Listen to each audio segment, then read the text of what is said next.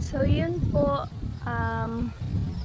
samahan niyo po ako dito sa video na ito dahil ako po is naandito sa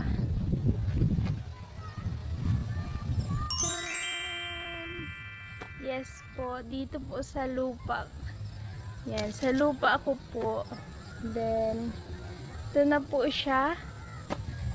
Bali, si tatay po ang nag-asikaso nito. Si tatay po ang may kausap na kontraktor.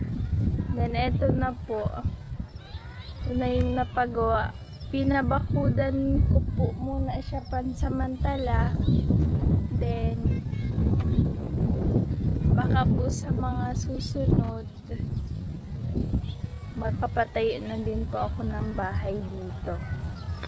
Kaya eto po, maraming salamat po sa inyong support. Kasi kung hindi naman po dahil sa inyo, yan, hindi ko po magagawa yung mga gantong bagay.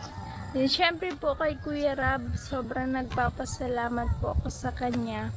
Dahil ito pong binigay niya sa aking opportunity ang vlogging. Kasi malaking tulong talaga po. Sisipagan ko pong makapabahay dito sa dahil kasi isa din po ito sa pangarap ko para kilaman. Yan po siya. May cyclone wire na. Nung pagpunta po namin dito ni tatay nung nakaraang Sunday, yan, wala pa itong mga poste. Tsaka wala pa po itong cyclone wire na ito. Then, di pa po tapos. Kulang pa dito sa kabila. Po, kung maaalala nyo po dun sa previous vlog ni Kuya, then ito pong lupa na ito is sponsored lang din po. Yes po, tag-isa po kami ni Kalingap Jomar, parehas po kami tag 100 square meter. Then, so yun po, yung sa akin is eto na po siya.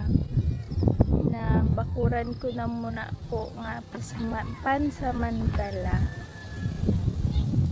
para pag nakapag-ipon po ako sa mga susunod, then baka po mapatayan ko ito ng bahay. Excited na po ako, kaya maraming salamat po sa inyong lahat.